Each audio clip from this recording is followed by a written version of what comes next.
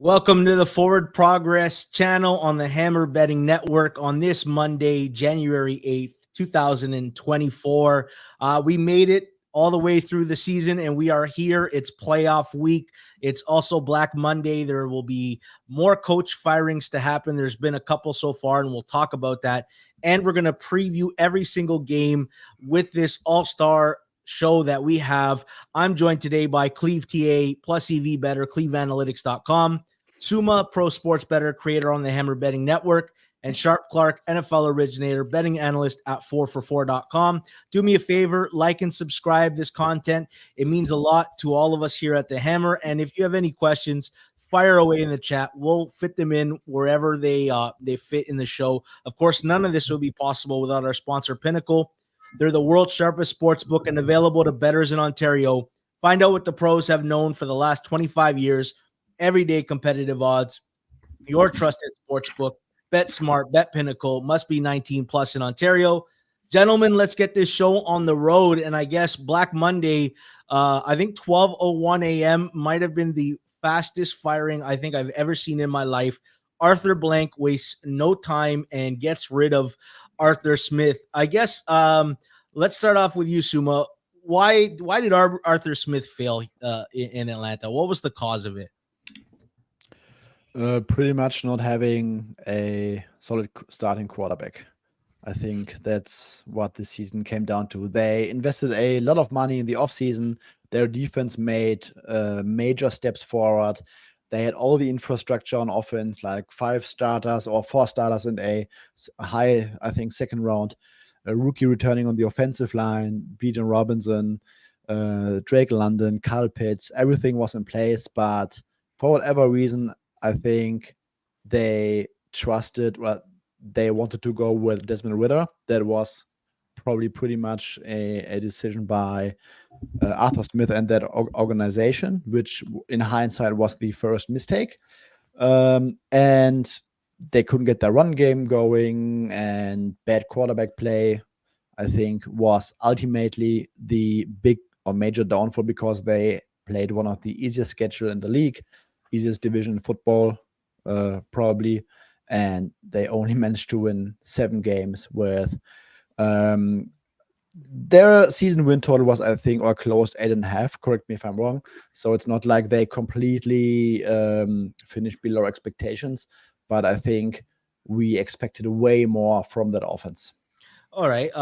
Cleve, do you think it was just quarterback driven? I have an issue with the fact that they draft Kyle Pitts in the top 5, and they draft Drake London the next year, and then Bijan Robinson. They spend 3 top 10 picks on offensive weapons, and then utilize none of them correctly or highlight any of them. What was the point of drafting these guys high if there was no plan to utilize and build an offense around them? Yeah, it's pretty odd because Arthur Smith is really a run-heavy offensive coach, and so that doesn't really jive with Drake London and Kyle Pitts, who's he's not really a tight end. He's really a receiver in a tight end's body. And they just, were really focused on the run game. It just didn't make a lot of sense. I never thought that the Desmond Ridder experiment, I didn't have a lot of hopes for him. And the only reason that the win total was high was because of that easy schedule and division. And look, I think all of their games were lined at 3 or less, which is pretty incredible. So that's a testament to the opposition and the schedule more than anything. I mean, if they faced a league average schedule, like they probably win 5 games, maybe 5-6 games. And so this is not even a discussion. He may not have made it through the full season. So, I thought he deserved it. He felt just the way he would talk and the way he would act, he felt very entitled. And maybe that comes from his father. He's kind of coming from where he grew up with a father who, didn't really need, kind of had everything there. So if whatever it's worth. So maybe that's just something that came off and it rubbed off on the team. I don't know. But I just thought the whole kind of construct, they had some success last year and they thought that, they can build around just running the football. And, they gave Bijan Robinson the ball a little bit more later in the year. It just isn't in 2023, just isn't the offense that I thought would be conducive to win successfully. So I think they do have to upgrade the quarterback position and kind of rethink this offense in general. Oftentimes we hear with bad teams, it comes from bad ownership and it trickles down. I actually think Arthur Blank's one of the best owners in the NFL. First of all, and this has nothing to do with the roster, but all their prices on concessions are affordable. He actually cares about the fan base. He cares about culture. He gives guys time. He gave Dan Quinn an opportunity in years. They don't have a quick trigger as far as firing people. Clark, they have some weapons. They have some decent pieces. They don't have a quarterback and they're not in range to get one. How attractive is this job opening? And do they almost have to make a move for a veteran quarterback like a Kirk Cousins or Justin Fields or a Russell Wilson? Is this an attractive opening? And then what would be the plan at quarterback? I do think it's an attractive opening for a couple reasons. One is they have the pieces on offense to create a successful environment for either a young quarterback or a veteran quarterback. They've got a really good offensive line. They've got good skill position players that can take some of the pressure off the quarterback. That I much prefer that in terms of, if you don't have an elite quarterback, if you don't have a Patrick Mahomes, Josh Allen, I much prefer building around the quarterback position and then filling it with someone who's competent. Like even someone like Andy Dalton probably would have got them to the playoffs this year because of the strength of their schedule, weakness of their schedule. So I think they have options of what to do at quarterback. And if I'm looking for a job as a head coach, that is a spot that I think is favorable, especially given that we project most of the teams in that division to continue to be mediocre. So there's a path to the playoffs every year with the roster that they have. And I also want to add one thing to it. I agree with Cleve on the strength of schedule thing, but I think this is the best way to illustrate it because this occurred to me when I was looking at spreads this weekend. The Carolina Panthers were one of the worst teams in the NFL we've seen in recent years, right? I mean, we all agree. Like the Panthers were a terrible, terrible team this year. They were double-digit underdogs twice all year, and they were underdogs of 7 or more than 7 only 3 times all year. That's how easy the NFC South schedule was. A team like the Panthers was constantly 3.5, 4.5 point underdogs. So I think that applies to both New Orleans, Atlanta, and Carolina, and somewhat to Tampa Bay. But the schedule was ridiculously easy looking back at it. All right, that's a great point. Let's look at Washington. Like week 8 this year, didn't look like it was the best opening that would eventually come, but then they failed to win a game after I think New England was their last win post trade deadline. And they successfully tanked into the second pick and probably a franchise quarterback. Suma, this has got to be one of the most attractive openings, right? You have weapons, you have a decent running back, you're going to get a quarterback. You're probably just an O-line and a defense away from being competitive. This has to be like if Ben Johnson is sitting there and weighing his options and Chicago suddenly is no longer available, this and the Chargers have to be the 2 openings that attract him the most, right? And looking at over the cap right now, Commanders are projected to have the most cap space going into the offseason. Combine that with the second overall pick, so that guy can pick his quarterback of the future. Like you mentioned, Terry McLaurin, John Dodson. They have to invest into the O-line. I think defense is too much of a work in progress. So if they can get like a few solid, like average players to really get towards an average level on defense, I think that would be a success for this offseason. But number one priority should be like get your quarterback of the future, pair him with a decent coach, and use that cap space wisely to fill some holes and somehow construct a competitive roster. Cleve, Ron Rivera, Eric Bieniemy probably will be out the door with him. You see either one resurfacing in the NFL? Like, is anyone going to give Ron another chance, or maybe as a coordinator? And do you think Eric Bieniemy will be a sought-out offensive coordinator? I don't think that these guys like Rivera, who have had 2 coaching stints, he's been successful. I don't think he would ever be a DC anymore. You don't really see that very often. Maybe after 1 stint, but 2 stints, it's just kind of like it's head coach or nothing. And the guy's had some health trouble, so it'd be nice for him to kind of step away a little bit. I'm trying to remember, how long did he have a break between Carolina and Washington? I don't remember if there even was a break. Yeah, I think it was immediate or 1 year at the most. Yeah. So, and look, I like the guy. He seems like a guy you'd want to play for, ex-player, obviously great with the Bears. And, he seems like a good guy, but he's just he's out of touch with this NFL at this point. I mean, has no clue when to go for it, when to punt. I mean, we saw against the Rams just zero clue from a time management perspective. So I just think it's really, if he were to ever resurface, he would have to, completely change his philosophy and evolve with the modern NFL. I think the Bieniemy thing, like I've been, again, I don't, I have some contacts in the NFL, and I think it's been kind of an open secret, and we've seen it. Like he hasn't been hired as a head coach anywhere, and he's been interviewed a bunch, and he hasn't gotten jobs for a reason. And I don't think it's some conspiracy. There's things that go on during the interview and his background that are not things that NFL teams really want as a head coach. And I just don't think he's. We saw it. He threw the ball way more than he should have with that quarterback who takes way too many sacks, and it just wasn't conducive. Like I'm not sure if he was trying to prove himself as a high level offensive mind by continually dropping him back early in the season, but it nearly got him killed. So I'm sure he'd get a job as an offensive coordinator. I think he's done enough. He's got enough of a track record to be, an OC somewhere, but I don't know if he's a head coaching candidate, at least right now. I can see a world where Dolphins offensive coordinator Frank Smith gets a job, and maybe Tyreek lobbies for Bieniemy, and maybe McDaniel brings him in just from an organizational standpoint. Clark, Cleve mentioned the quarterback, Sam Howell. Depending on how you looked at him early in the year, some saw a franchise quarterback, some saw a guy that just processes too slow. Towards the end, he spiraled. He ran out of gas. Do you think he's done with opportunities to start? Is there going to be someone out there with a starting quarterback that's maybe not, a franchise guy that says, hey, for a X round pick, a 6th or a 7th, we could speculate on Howell as a backup. Do you think someone's going to go out and make a play for Howell? I think as a backup, maybe. I don't think any team is going to go into the season with Howell as their starter. I think he showed what he can do and what he can't do. And I think the offense, it wasn't like there weren't weapons. It wasn't poorly schemed. They had a decent offensive line for the most part. They kind of fell apart from injury in the last couple of weeks, but this wasn't a terrible situation the same way that, say, Bryce Young is in a terrible situation.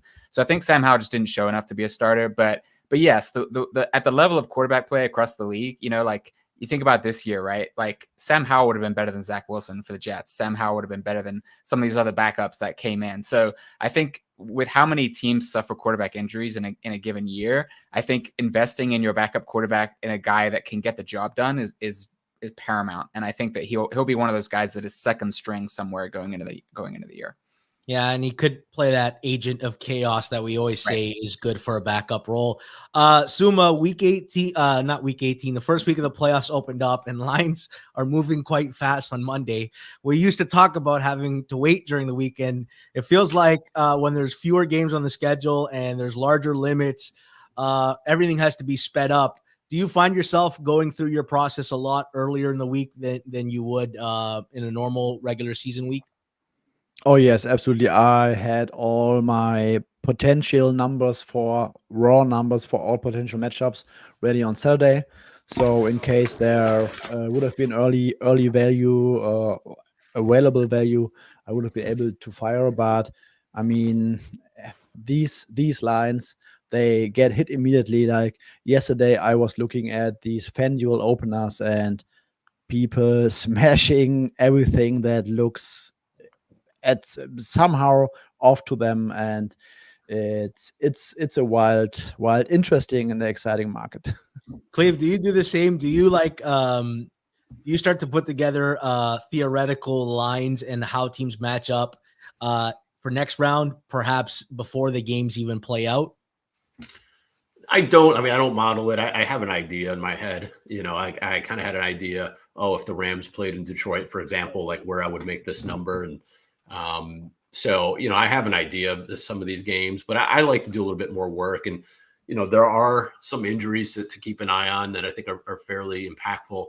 And there's obviously some weather when you've got Kansas City and Buffalo involved. So there are some things that we need to keep an eye on. So, I think we have an idea of how of some of these numbers, I think, going in the matchups, but maybe I hit one or two early at, most, but, in general, I think it's a matter of, making sure I get my work done. And it's like, I personally do a few more props than sides or totals during the playoffs in general, just because I think there's way more value in those than in regular season where it's kind of flipped for me. So, I like to look at, kind of really dig in a little bit more on some of those matchups as we move through the week. Clark, oftentimes you say Monday you spend watching film with the games all staggered. The film you can watch in real time, and that probably saves you your Mondays. Do you get started right away? And then my other question is, you predominantly play sides and totals. Come playoff time, do you start to look to more derivatives just because there are fewer options on the board? I haven't historically, but I'm open to it this year. The derivatives are still going to be derived from my opinions on sides and totals. So it's just different ways to kind of play the angles. But I definitely felt like the lines were moving faster than I could process my information. And that was kind of a bummer because I'd rather be right than be early, but I'd rather be right and early if possible. and I wasn't really able to be early on some of these line movements. All right, let's get into it. There's only 6 games, so we'll get into the nitty gritty with everything. And Jason, if you can pull up the first line, Cleveland, Houston. The only injuries that I can tell for Cleveland are Greg Newsome, Juan Thornhill, and Grant Delpit's eligible. It's hard to say because they benched everyone last week if they would have been ready to play or if they will be ready to play. And maybe I'll lean on Cleve for some insight there. For Houston, it's Jonathan Greenard, Noah Brown, Robert Woods, and then Denzel Perryman, who got hurt in the game. Right now, the line is currently sitting at 2.5, 2.75. Some places showing a soft 3. Suma, are you surprised by the early appetite for the Browns here? Directionally, there's no way this gets to a full solid 3, right? Yes, I would agree. I was a little bit surprised that we are almost moving towards a 3. That surprised me a little bit. I would expect if that hits a soft 3/decent 3 for Houston, there will be a lot of appetite for Texans. Otherwise, I would be absolutely floored. We saw some early 42.5, 43s. It got bet up to 44, 44.5. Cleve, what is this game profile to you as? Yeah, so let's talk about this game because me and Suma had I think it was in our chat last week. We're talking about the potential for playing in Indy or Houston, and I thought that Houston would be a 1-point favorite. So and I actually had some other chats locally here. People thought that the Browns would be favored. I said, no, there's no way. And so help me out. Okay. So when the Browns played Houston, 3 weeks ago? So when we thought that CJ Stroud was going to come back from his concussion, the line opened Houston -2.5. It was 2.5 for a couple of days until the story started to come out that Stroud was going to potentially miss practice and he might not play. And I think it was Aaron Wilson who came out and said that, he's likely not to play. And then the line flipped. So I took that as, all right, that line was 2.5 when we thought that there's a good chance that Stroud was going to play, not even 100%. So even if you discounted a little bit for how well the Browns have played the last, that game and then the Jets game after, maybe you get to 1.5, maybe you discount for, rookie quarterback making his first start, all that stuff. I still didn't get to the Browns being favored. So even as a Browns fan, I'm very surprised. And the fact that it's moving towards the 3, I'm just like kind of stunned. Will Anderson did not play in that game. Jonathan Greenard left after 2 plays. So yeah, the Browns offense had a lot of success. Amari Cooper was awesome in that game. The Texans were missing their 2 best pass rushers. So it's gonna help to get, obviously Anderson's playing. I'm not sure about Greenard, but so that's one thing. And then on the other side of the ball, obviously the Texans didn't have Stroud in that game, and they just had Nico Collins coming back for the first time after a multi-week injury. So I would guess that one or both of Noah Brown and Robert Woods would have a chance to play in this game and being a playoff game. I think that you're looking at a much stronger Houston team than what we were seeing, even expected to see a couple of weeks ago when they were favored by 2.5 when this opened. So I don't know. Like I said, maybe we're really heavily discounting the rookie quarterback making his first start type of stuff. I don't know. I don't think they look great against the Colts offensively. Some of that is just, I think, play calling and just some of the run heavy early down play calling that I thought were really hampered that team. They probably should have won by double digits if they really push the gas pedal down. So I don't know. I think this is going to be a really interesting game. I think if Houston gets a couple of their weapons back, I would personally favor Houston just a tad here. I'm not sure the Browns will have the same exact success that they had a couple of weeks ago, but I'm really interested to see how this plays out, because I think it's going to be a close game. And I think if you could tease Houston at worst, I think getting them to 8.5, I think is a really smart side. Yeah, I make the game close to a pick. When it opened 2, I was surprised. When it went to 2.5, 2.75, I was surprised. Clark, Cleve asked it. Is Houston a good teaser leg here? Like, is this a game with not much variance? I do like the Texans as a teaser leg because we've talked about, ad nauseum at this point, how poor the Texans offensive play calling is in terms of run, pass, etc. But when they're trailing, it's like they know they have to pass. And so you start thinking about game scripts. Like if it's tight, like we all predict, then okay, great, you cover the teaser leg. If Texans win outright, obviously you cover the teaser leg. The one game script you have to account for is if the Texans get behind, can they catch up and get within the number? And I think even against a good defense, when you have an elite quarterback and a play caller that starts getting aggressive, I think you can get there. So yeah, I do like the Texans as a teaser leg. But I think the biggest difference between the line that we saw a few weeks ago and now is how vastly we have upgraded our view of Joe Flacco. Like we saw him come off the street and be like, okay, so this is a guy that just come off the couch to orchestrate this offense. Like there's no chance he's going to be successful.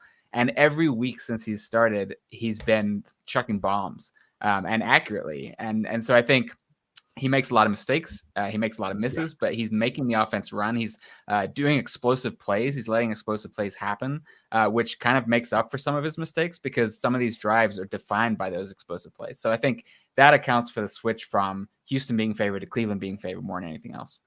Yeah, you get the good and the bad with Flacco. Like you said, he's pushing the ball. They have the second highest explosive pass rate since he's been a starter, which is tremendous because they were like bottom 5 without him.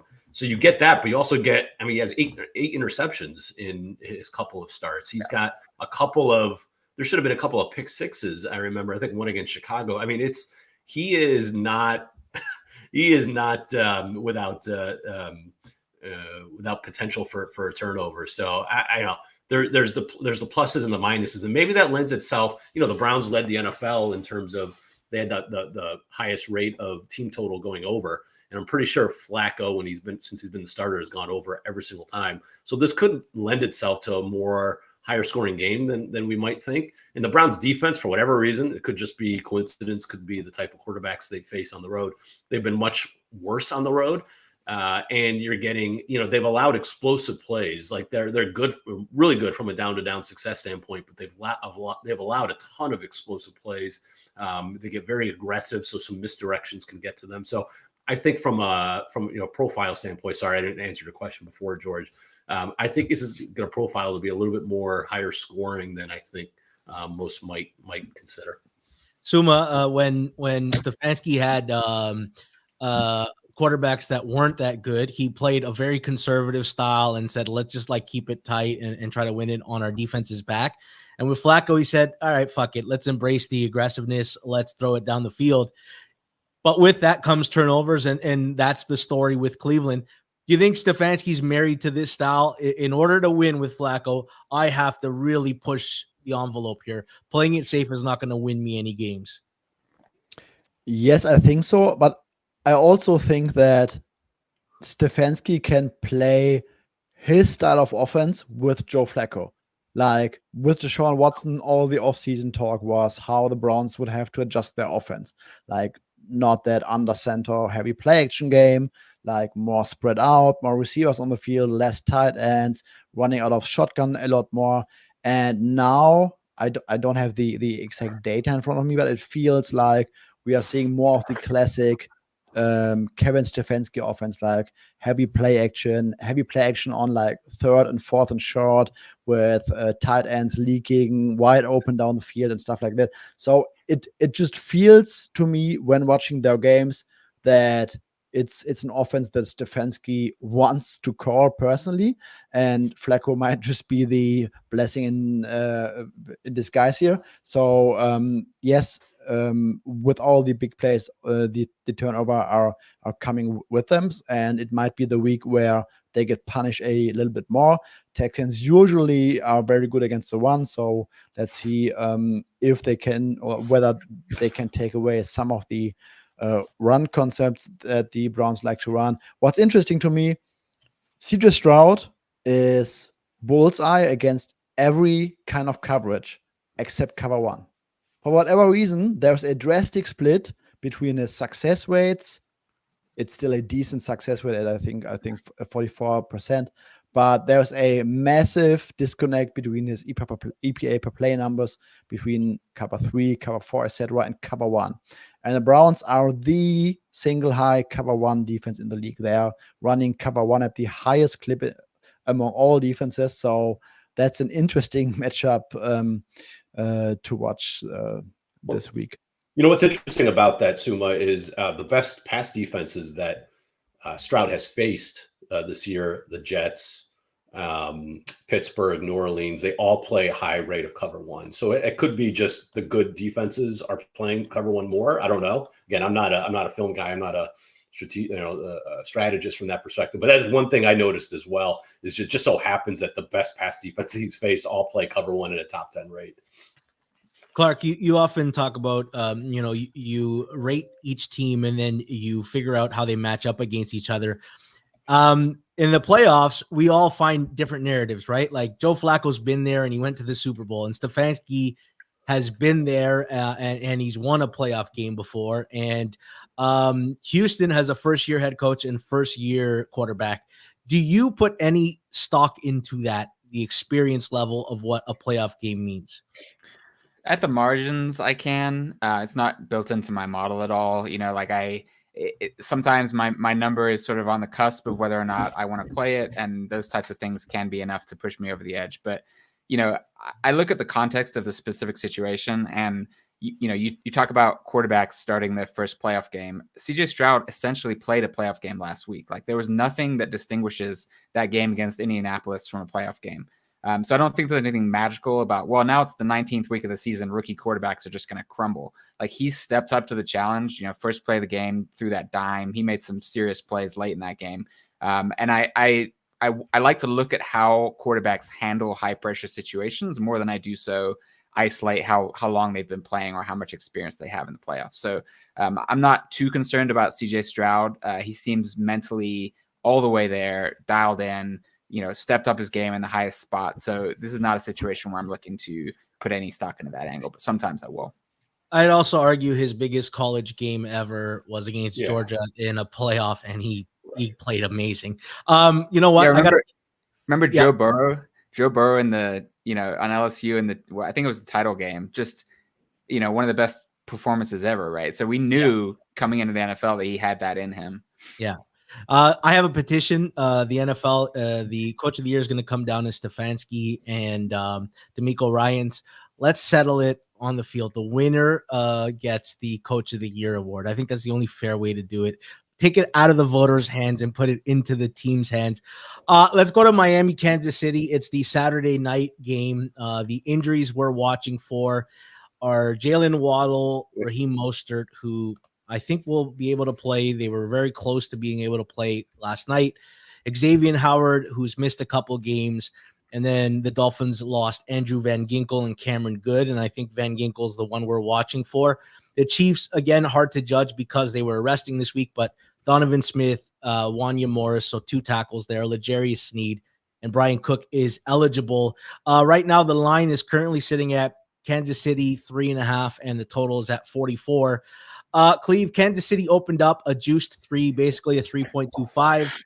It has since gotten to 3.5. Does this sound about right to you? Do you expect some Miami buyback if we get positive injury news? Yeah, I think the weather is going to hold this down a little bit. I think it would have. I thought the line should have been. I mean, my season-long numbers have it much closer to a pick 'em, but I know that's not right. Obviously, with recency and just the fact that Miami's kind of more of a bully against the really bad teams, and so it kind of inflates their numbers. So, I have to heavily discount that. But I would have thought this would have been a 3, and I thought that, the weather concerns, adding, Van Ginkel, their top 3 pass rushers could all be out. I think all of that is kind of played into this. Maybe there's some near-term bias against Miami because of, how they've played against good teams. I think all of that kind of gets thrown into the mix here. But I think the weather does have some level of factor. I don't know how much, but I think that might kind of keep it in the 3.5, 3.25 range.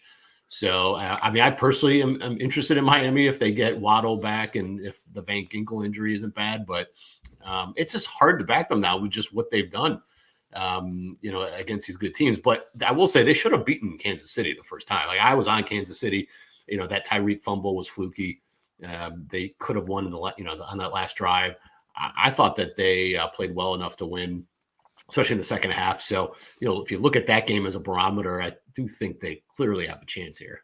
All right. Suma, total opened up 46, got bet down to 43, now back to 44. I mean, this is the Dolphins offense and Patrick Mahomes, 44 points in a playoff game. Is the weather being weighed in too heavily here?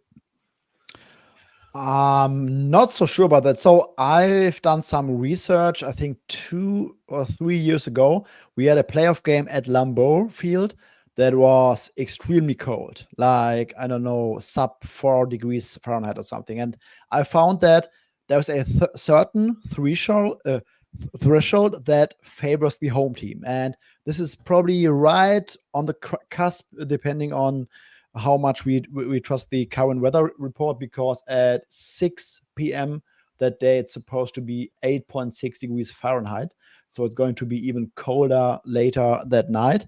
And I think that has to favor Kansas City a little bit. Sorry, G-Stack, but Tua in these conditions against a Steve Spagnuolo defense, that doesn't seem like the perfect situation to be in if you're a Miami Dolphins fan. Regarding the total, I mean, both offenses have not been playing that great lately. Like, Dolphins struggle tremendously against the better defenses in the league, and the Kansas City Chiefs offense also has been struggling. So I'm not majorly surprised that we are currently looking at a sub 45 total. Going to be an interesting weather watch, but right now it seems like it's going to be very, very cold. Sorry, I don't mean to interrupt, but I just ran a quick filter on my database. I only have since 2000, and not all my temperature numbers are perfect, but I just said, single digits or below, just in any game, not even playoffs.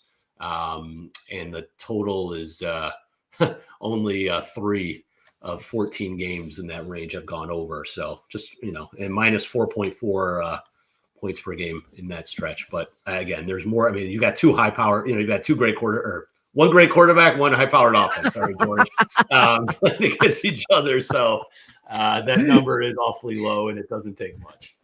I don't know if it snows in Germany, Suma, but I know where Cleve and Clark live, and where I live, it snows. And if you've ever gone on vacation in winter and to the Caribbean to the south, and then came back home and stepped off that plane and it was freezing, it's pretty miserable, drastic weather change. And I'm sure some of that when they leave the airport in South Beach and arrive in Kansas City, it's going to be a wake up shock.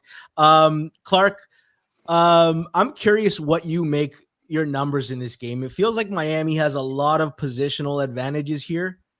Obviously, the quarterback is the biggest discrepancy. Yeah, so I think the injuries matter a ton. I mean, losing Jalen Phillips and I can't remember, Bradley Chubb already, and then having Andrew Van Ginkel go down. If he can't play, I mean, this entire defense has been built around getting pressure on the quarterback. And everything that has flummoxed the Chiefs has been about getting pressure to Patrick Mahomes.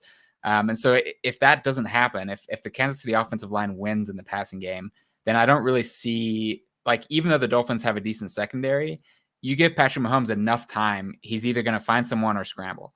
And so I think the pass rush is the key. And I can't really grade this game until I know for sure who's in for Miami. But this is a situation where if those pass rushers are out, and I think that their pass rush is going to lose, like definitely hands off Miami, even with the hook, even 3.5. Like I love taking high powered offensive teams getting 3.5 because, there's so many ways they can get within the number late. But I just think that Kansas City has the ability to dissect this defense if they can't get a pass rush. So right now, I'm not betting it. I think the line is right. I think there's maybe be some movement based on injuries. Jalen Waddle matters too. And like Suma said, like the home team in a environment like this matters. I also don't like betting against Patrick Mahomes in the playoffs. Like it helps when you can get a big spread against him. But I think that there's some evidence that for whatever reason, like he dials it in the playoffs, and I'm not banking on, well, that's just going to stop this year because they struggled during the regular season. I think this is a situation where he tries to turn it on, and getting an extra week of rest matters. Like, I don't know if Cleve has the data on this, but this applies to the Cleveland-Houston game too, is I think teams that get an opportunity to rest everybody the week before their first playoff game, like I think that's helpful rather than a team that has to play in the final week to make the playoffs, or in this case, play and lose and back into the 6th seed. Like this isn't a spot where I'm looking to back Miami most likely. One thing to add here. So Vic Fangio likes to play that umbrella defense, like cover 2, cover 3, cover 4, cover 6. And the reason that they were so significantly better over the second half of the season is that Jalen Ramsey was a major presence, and now their pass rush was interconnected with their secondary. So what did they do in recent weeks? And we saw it last night without their best pass rushers. Like Fangio called a lot of blitzes last night, like lots of cover 0, cover 1 blitzes, and we're trying to mix it up. And Patrick Mahomes is phenomenal against the blitz. So you are either going to drop down into soft zone coverages without any edge rush and let him dissect your defense, or you blitz him heavily, which he's pretty good against it. So this just smells like, even though the Chiefs offense was not that great this year, this smells like a very, very bad spot for the Dolphins defense. All right. I promise I'll let you guys get more thoughts on the rest of the games, but if you'll yield the floor, I've got something I got to get off my chest. It's been bothering me for quite some time. Can I get a bathroom break? Is this yeah, where I go? You've got a few minutes here. I already knew the second that Tua Tagovailoa threw that interception in the fourth quarter exactly what I was going to see on Twitter, because everyone is so fucking predictable. Tua's the only quarterback that is not afforded a bad game in the NFL. When Trevor Lawrence shit his pants against a bottom tier defense in Tennessee, all I saw was the Jags let him down and need to improve their personnel. When the Eagles pissed all over their leg the past month of the season, the criticism went towards Matt Patricia. When Justin Herbert chokes every meaningful fourth quarter drive, we blame his lack of weapons. And yet whenever Tua does the same, the criticism comes squarely at him. And why? It's because you're all fucking hypocrites, okay? You were wrong about Tua from day one when you said he was a bottom 10 QB. You were wrong when you said Tyreek Hill trade would not matter because he has a noodle arm and can't get him the ball. And you were wrong when you said he couldn't stay healthy for a full season, and then he did. So what do? Whenever he has a bad game, you get on your megaphone and you say he sucks as a way to justify the wrong position you've had on him his whole career. I say screw your sample size.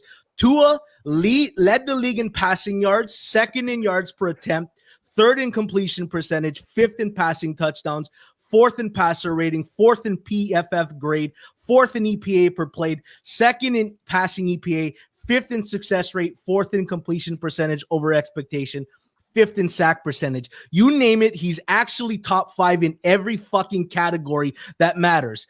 I don't call him a top 5 quarterback, though. You call him a bad one, and you don't have any evidence to make that claim. You guys are all bad faith actors. Now, people will cite the games against playoff teams as evidence of him not being good. I say stop cherry picking a small sample size. When Tua puts up over 100 points on Denver and the Giants, you give him no credit for it, and yet no criticism comes from Mahomes or Allen, who both lost to that same Denver team. And when Buffalo had to squeak by against the Giants on a fourth down stop, you said nothing.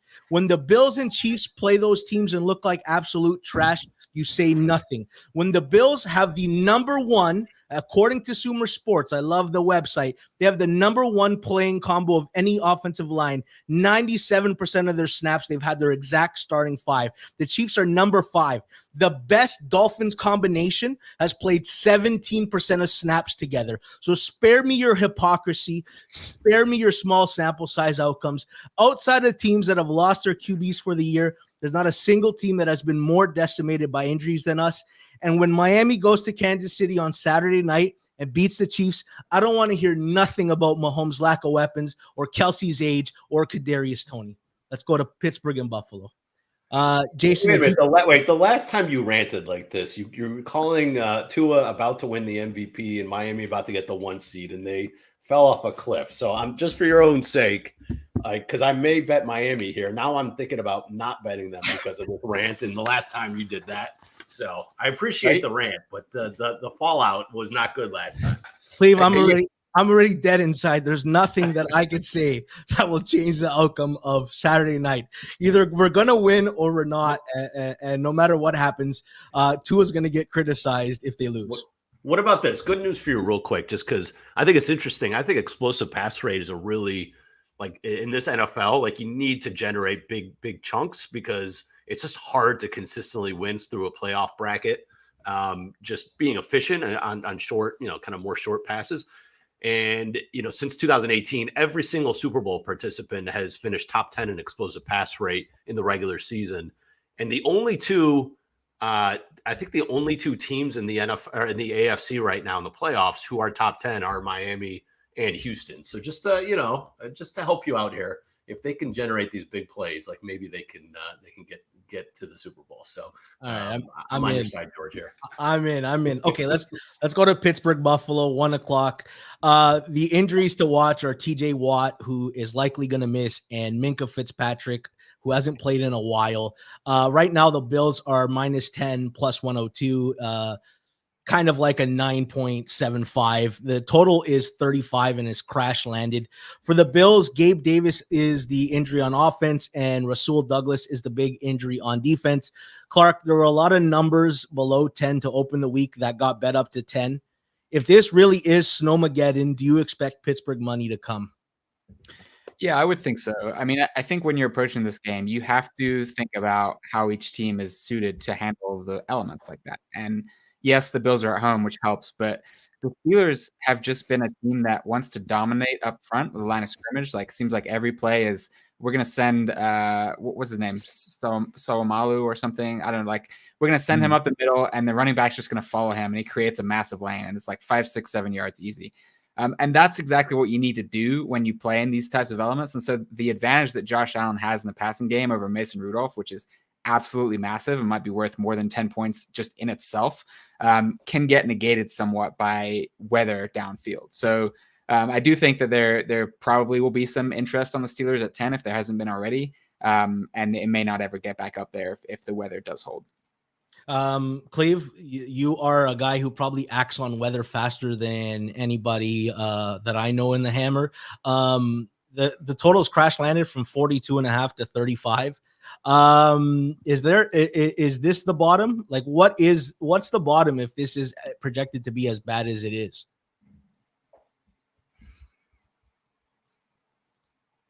Cleve? He must have gone on a bathroom break when you were ranting. Oh, Suma, I asked you the same question. Sorry. I thought I was talking.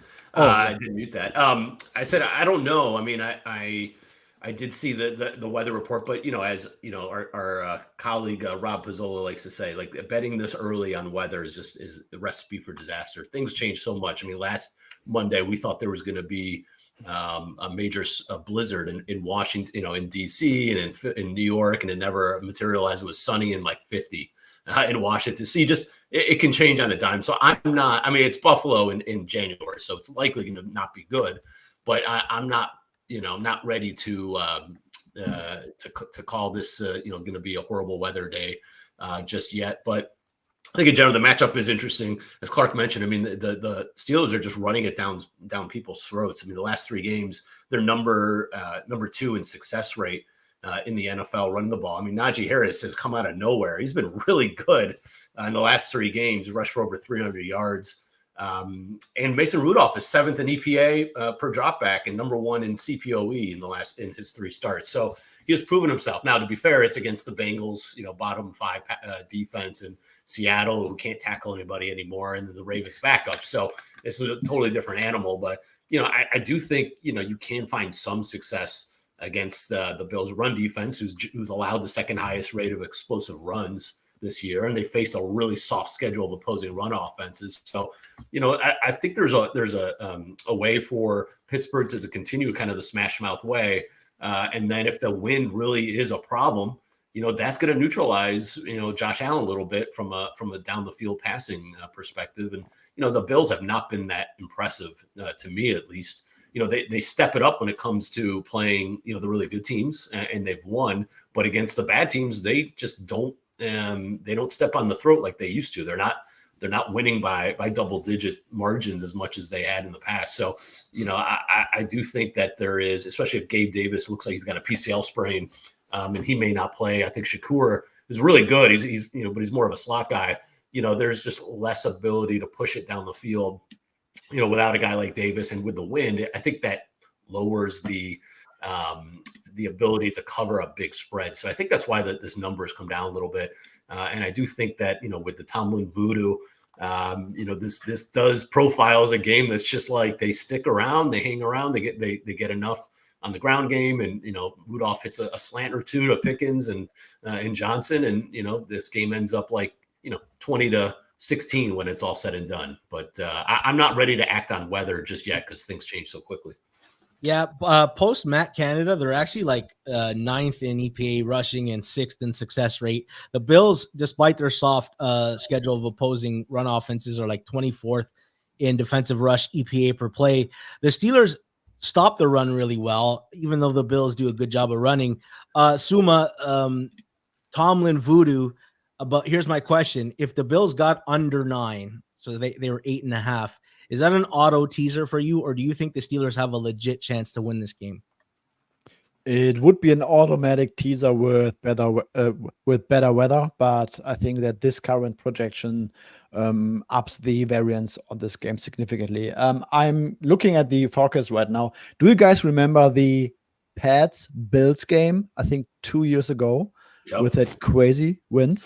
Yeah, this is the exact kind of forecast right now. I'm looking at 26 miles per hour of sustained winds and 57 miles per hour of gusts. Basically right on the money with that Bills-Pats game 2 years ago. And there's also snow in the forecast.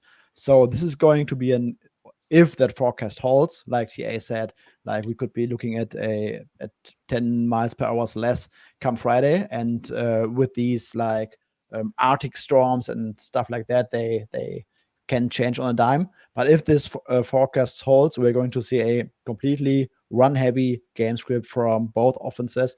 But I also think that the Bills are kind of equipped because their run game has been very decent this year. They have Josh Allen as the 11th guy in the run game, which the Steelers don't have. So I think that the Steelers will have a much, much better chance at covering and winning this one outright if the weather report holds because of all the variance associated with that. But I would not rule out the Bills having success on the ground against a Steelers front that is without TJ Watt.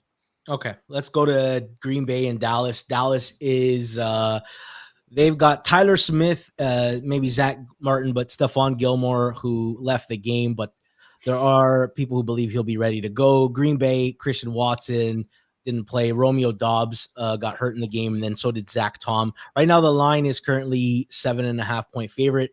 Clark, where do you think the line's more likely to move?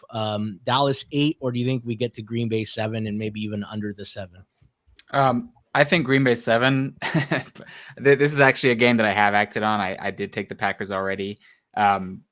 This reminds me a lot of the Lions-Cowboys game. I think the Lions and Packers are built very similarly in that they have a very suspect defense, but their offense is explosive and has a great offensive line and a coach and quarterback combination that is in tune, or in Detroit's case, a quarterback and offense coordinator situation.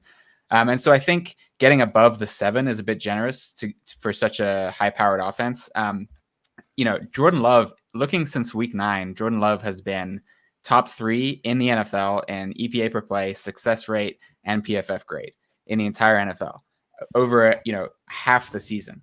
And it's not like I'm cherry picking his best games. I am cherry picking his best games. But when you have a quarterback who is playing his first year as a starter with a bunch of young weapons, the idea that he would improve over the course of the year is expected if he's a good quarterback. And so I think there's meaningful reason in this case to overweight that second half of the season, where it's not just random, they played a bunch of easy teams, so they did well. Most of these defenses they played against in that span are, around league average.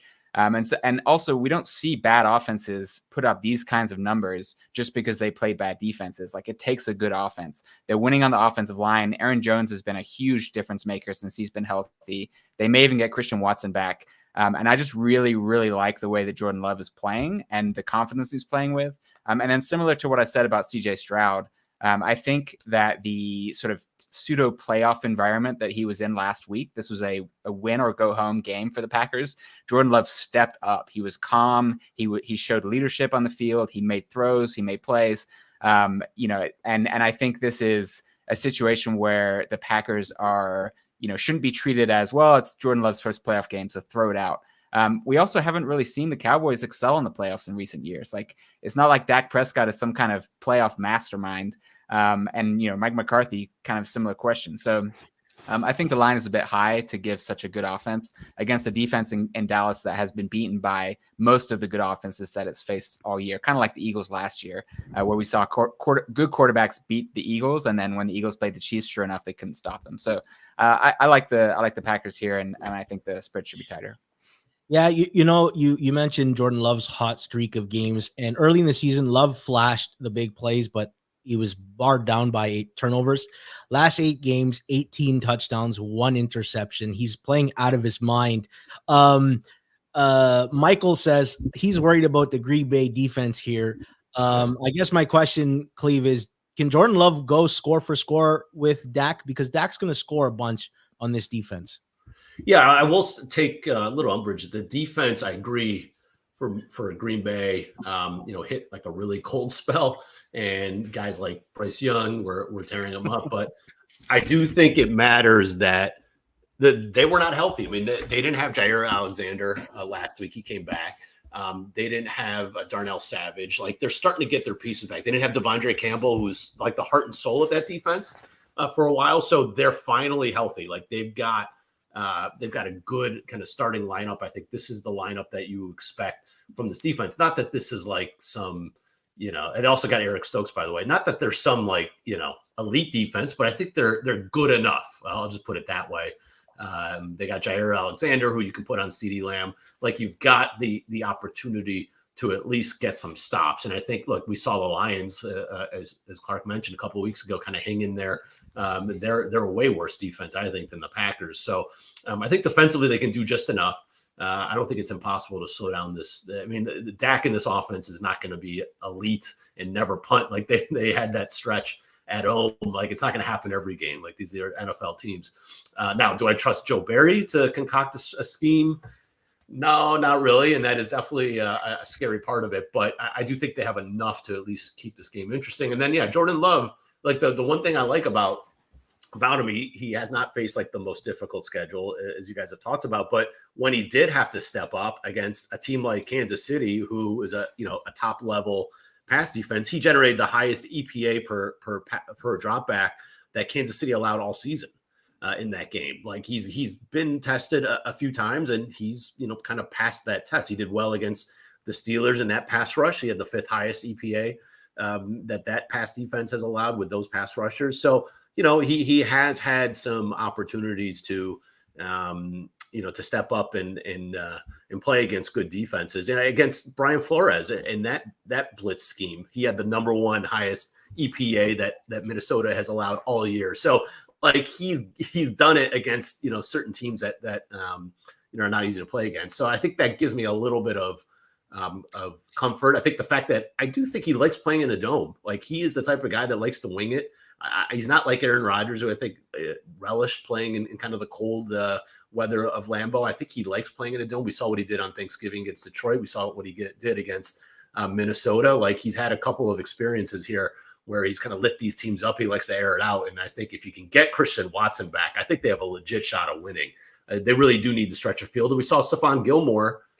He got hurt yesterday. I mean, he's probably going to play, but, can he tackle? He's got, he hurt his wrist or his hand. He hurt something on his shoulder pop. Was it his shoulder? Okay. So, he's not going to be 100%. There are ways to beat this team. You might do a couple out and ups against DeRon Bland, who likes to, peek into the backfield and try to get those interceptions. So I think there's going to be opportunities here. I think it's going to be a really fun game. And I think, I do think that Green Bay getting a lot of points here is definitely attractive. Suma, I'm going to ask you, because it sounds like Cleve and Clark think that Green Bay is live. Do you think they're live? Do you think Dallas makes for an interesting teaser candidate? And what's the biggest mismatch in this game? Which team's unit has the biggest edge? I agree with you too. I just think that the way that the Packers offense is playing or has been playing should not be given 7.5 or more points against that Dallas defense. I think that the Cowboys defense is overrated. They cannot stop the run. They are not great against the pass. They are basically living off tons of turnovers and high leverage plays. Example, on play action, they are like bottom 10 in success rate, but top 8 in EPA per play. And while not getting a lot of pressure, I think their pressure rate on play action has been 23 or 24%. So they are really living off those interceptions. And I think that they will need turnovers to stop this Packers offense. One argument against the Packers offense I would make is that this is a super young offense, tons of rookies in a tough mental spot on the road at Dallas in a dome, loud stadium. This is going to be very challenging mentally. That would be my rebuttal on the Packers. But overall, I think the way this offense is playing right now, Aaron Jones, super healthy, run game, play action. This is going to be a tough matchup for the Cowboys defense, and I agree that they probably should not be laying 7.5 or more points. All right, let's go to the game that's probably the best narrative, best game that people are going to be looking forward to. Rams at Detroit. I guess Sam Laporta is the big one that we're all watching, and maybe Jamison Williams, Khalif Raymond. The Detroit's going to need somebody else to catch the ball besides Amon-Ra St. Brown. And if we can pull up the line and take a look, this game opened up at a juice 3 before. Some releases sent it to 3.5, 4. There was immediate buyback. It looks to have settled in at like 3.25. Clark, has any of this early line movement surprised you? No, not surprised. I mean, I can understand why, Lions bettors want to get that -3 and Rams bettors want to get that +3.5. I think it's going to be one of those games where we just see that as sort of wrestling all week. I'm not sure where it's going to end. Kind of depends on some of the injuries, like you said, and where some of the mark goes. But this is such a fascinating game. Like the total flew up from open as well, anticipating 2 offensively minded teams against 2, pretty mediocre defenses. But I think there's reason to think that the Rams defense, kind of like the Packers offense, has meaningfully improved over the course of the season with a bunch of young pieces getting integrated. We've seen actual performance improvements, and I don't think it's just noise. I think it's, young players stepping up. And so we came into the year with priors that were very, very low on the Rams defense. And I think they kind of, confirmed those priors early on in the year. But then slowly over the course of the year, I think we need to throw out our priors. And I think now we need to throw out that early season performance too, especially some of the rookies, the way they're playing. They still have Aaron Donald too. And then on the other side, the Lions defense is getting healthy. They got Aleem McNeil back this week, CJ Gardner-Johnson. I think they were overrated early in the year when they had some really good games, and then they became underrated because everyone's like, oh, well, you can just do whatever you want against the Lions.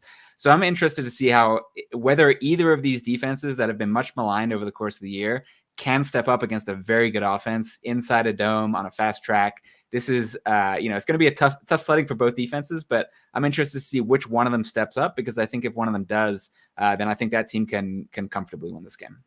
Cleve, do you see a track meet game, or do you see where Clark says, you know what, maybe Sam Laporta's out, both teams have a pretty good run game, maybe we chew a little bit of clock and this game is not as fast as people expect?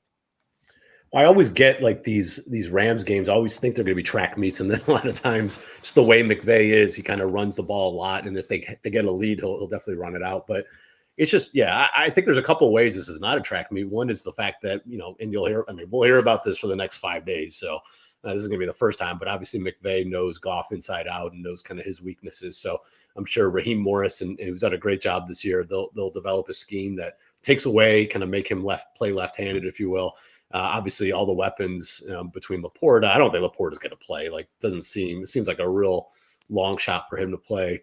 And then Jameson Williams probably will play, but he's not 100%. And Khalif Raymond.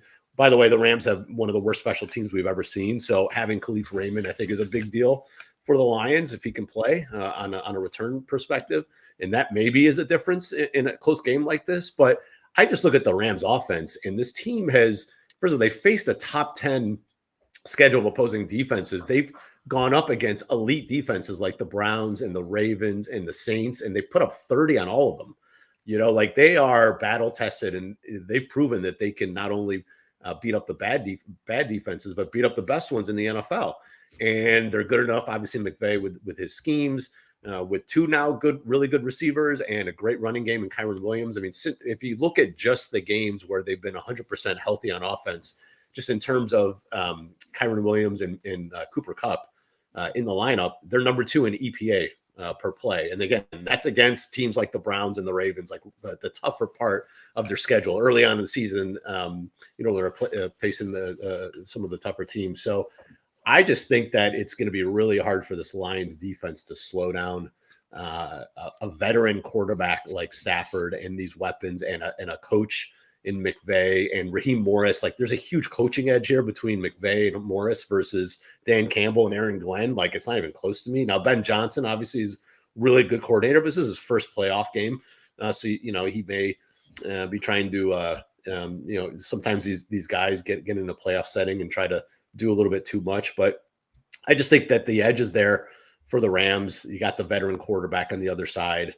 And I just think with the fact that they've proven it against the worst, against the best defense of the NFL, I don't think whatever the Lions are going to do to them is going to be anything they haven't seen before. So I grabbed the 3.5. That's the only bet I've made all week so far is the Rams 3.5. I think if I haven't looked in the last hour, but if it's teetering between 3 and 3.5 and you can get that hook, I think it's definitely a good number here. At worst case, you got a backdoor opportunity with a great offense. And like Clark mentioned, whenever you get that hook with an elite offense, that's very attractive.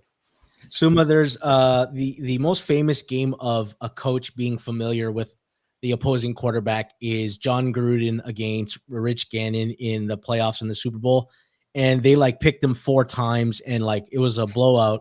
The movie 2 for the Money, which referenced a sports handicapper or a tout, they literally referenced it. He knew which shoulder he wanted to throw over, all that gobbledygook. Yeah. But I ask you, is this a case of Sean McVay knows who Jared Goff is and knows how to stop him or what his weaknesses are? Is Jared Goff even the same guy that he was in LA? And then how motivated is Stafford to really go into Detroit and put on a show? There's going to be the narrative, and then it's going to consume the Sunday morning conversation. I think this is the greatest matchup on the board. It's impossible to quantify, but I would bet that Raheem Morris and Sean McVay are spending countless hours together by night, figuring out a way how to stop this Lions offense, with Sean McVay giving him tons of input, disguise your coverages and stuff like that. Remember the Patriots or the Matt Patricia defenses back then who found their resub against Jared Goff, and I would assume that Sean McVay and Raheem Morris will come up with something that really makes the Lions stall on a few drives. And on the other side, I completely agree with the two guys. Rams offense against that Lions defense, it's very hard for me not to see the Rams going wire to wire in this one. And at the current market price, it's Rams or pass for me. Yeah, listen, McVay had a young quarterback and the contract wasn't awful. And he said, I need to trade 2 first-round picks and get this guy out of here because I can't win with this guy. That was a realization that he had. So if anyone knows Goff's limitations, it's Sean McVay. And I echo the sentiment. I think we all think that the LA Rams is the side here. Let's go to the last game of the week. I found out why the Philadelphia Tampa Bay game was the Monday game, because on the surface, it sounds like an awful game, but the reason they do it is so that they know all the matchups heading into Monday, because no matter who wins the 4 or 5 game, it won't affect the other playoff matchups. So that is why you always get the 4 or 5 slot on the Monday, and I didn't know that before. All the injuries, Baker Mayfield is the only one for Tampa. He hurt his ankle, was limping around. He had the rib issue entering the game. Jalen Hurts, had a deformity in his middle finger by the end of the game. A.J. Brown left the game, although he's optimistic he may be able to go. Devontae Smith missed. Cam Jurgens got hurt. Darius Slay. The Eagles are very injured in this game. Let's start with you, Clark. This line opened 2.5. We saw on the Jalen Hurts news, it got to 2.75, but it didn't get to like full 3. A couple spots, but there was some buyback right away. If we get AJ Brown clarity and Devontae Smith clarity, do you think we get to the full 3, or do you anticipate there will always be some interest in the Bucs at +3? I could definitely see it going to full 3 if we get a clean bill of health on all the key Eagles that were injured, because there's 2 things to take away from last week and frankly the last few weeks for the Eagles. The first is that they played like shit. I mean, they even before AJ Brown, even before Jalen Hurts went out, they weren't playing very well. Devonta Smith was out. That matters. Like, Jalen Hurts is heavily reliant on his weapons, and you could see when AJ Brown and Devonta Smith were off the field, the offense did absolutely nothing for and then they were like, all right, let's just bench him because this looks bad. I don't really think the injury kept him out because he played 3 series after he got hurt. So I think Jalen Hurts is fine. But I also throw that game out entirely, because before the game, you've got your head coach saying, yeah, we might pull guys if we see the scoreboard is, Dallas winning big.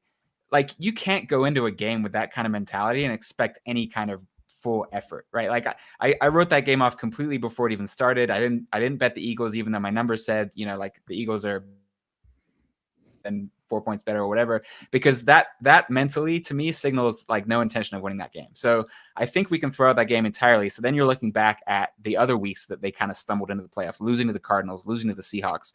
And I think there are some concerns there, but not enough to pull this down under a field goal if the Eagles are fully healthy, because the Bucs just aren't that good of a team, and the Eagles are. When they're fully healthy, they're a good team. So even on the road, I could see -3 once we get a clean bill of health, if we get a clean bill of health. All right. Cleve, a lot of what Philly was doing was smoke and mirrors when they were 10-1, and there was a lot of underlying metrics that we didn't like. A lot is going to be made about the coaching in this game. We all know how people feel about Todd Bowles, but right now the talking point is Matt Patricia took over and fucked things up. The thing is, though, before he was the DC, they were 29th in defensive EPA per play. And after he took over, they are 29th in defensive EPA per play. He literally is playing at the level the rest of them were, but maybe some of the turnover luck and other things have stopped happening for the Eagles. Who has the coaching advantage in this game? Oh my goodness. That's a good question. I think it's a wash because it's still Todd Bowles on the other side, and Canales has been better, but I don't know. I think as an organization, you would think Philly's got a substantial analytics front office. So I'll give them the advantage from that perspective. I'm not sure if Tampa has anything in that regard, although Todd Bowles did go for 2 down 8 once after a touchdown. So maybe he does. Maybe they do have something in there, but I think in general, this game stinks. I'm not going to lie. Quite honestly, Philly is like, we've seen it time and time again. We tried to make the same case with Tampa last year, right? Like, the Bucs were all year, like this is not the same team, but then everyone just assumed that they'll turn around in the playoffs and with Brady. And then we saw what happened in that wild card game. They got blown out by Dallas. Like, when if everybody was healthy and this was going on, maybe you make the case that the Eagles could outscore some teams. But I think with the injuries now, like, it's not mean, it's not just Devontae Smith, it's AJ Brown, and it's the quarterback whose finger was dislocated or whatever. Like, it's a lot all at the same time. And so, if we looked at season-long stats, like, there's no way you would make the Eagles a favorite if you just put a blind resume, right? This is all priors, because we're talking about an Eagles team that is got a +5 point differential. Like, they're the second worst team in the playoffs based on that. And they've got a league average schedule. It's not like they're facing, the toughest schedule in the NFL. Their defense has allowed, they went, I think the first 12 weeks of the year, they allowed like the 12th lowest rate of explosive plays. And the first 10 weeks, they allowed the 12th lowest rate of explosive plays. And since then, third highest, third most. Like, everything is going wrong for them. They're allowing explosive plays. They're not producing on offense.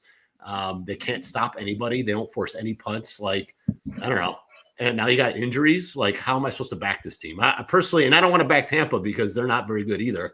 But they do have enough. They can get stops, and they can blitz Hurts, and Hurts has not done well against the blitz. So I don't know. This to me is like, this number's probably fine, I guess, considering all the circumstances, but I don't know. I've become one of those where I used to be the guy that said, no, eventually this team will figure it out. And it just never happens. Like, it's rare for that to happen.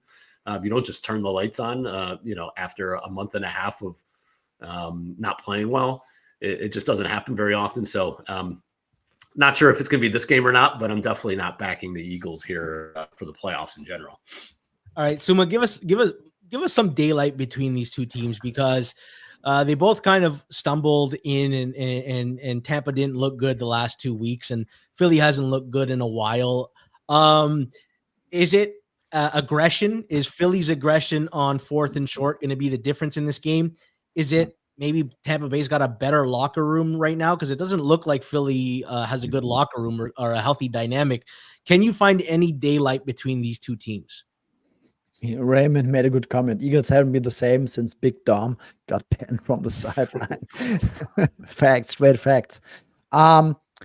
This is the game where I can get the least amount of thought on, to be honest. Like, nothing would surprise me. It would not surprise me if we saw a very good Baker performance against that Matt Patricia defense, like slicing them apart, and Eagles still having the same issues on offense.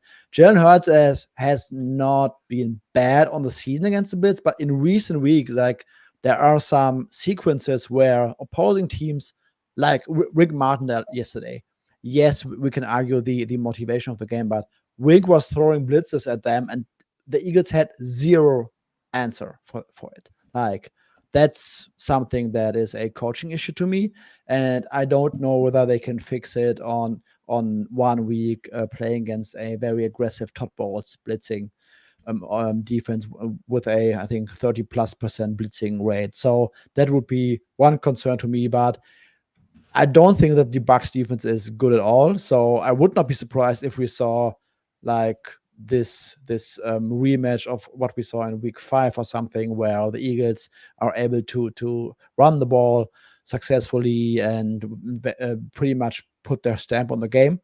But just a game that could either way. And right now at the current market, I really don't have any strong opinion. Yeah, I'll spare everybody else the having to listen to analysis of this game, and I'll spare you guys for any more thoughts on this game. This was a great show. We broke down all the games. As a reminder, Forward Progress back again on Wednesday with our prediction and betting show. Rob Pizzola, Eric Eager, Suma, and Hitman giving you their best bets. Drop us a like before you bounce. Please subscribe. We want to beat Hit the Books channel by the end of the season. That's it for me. Thanks to Cleve TA. Thanks to Suma. Thanks to Sharp Clark. Thanks to producer Jason. And thanks to you, the audience. Until next time.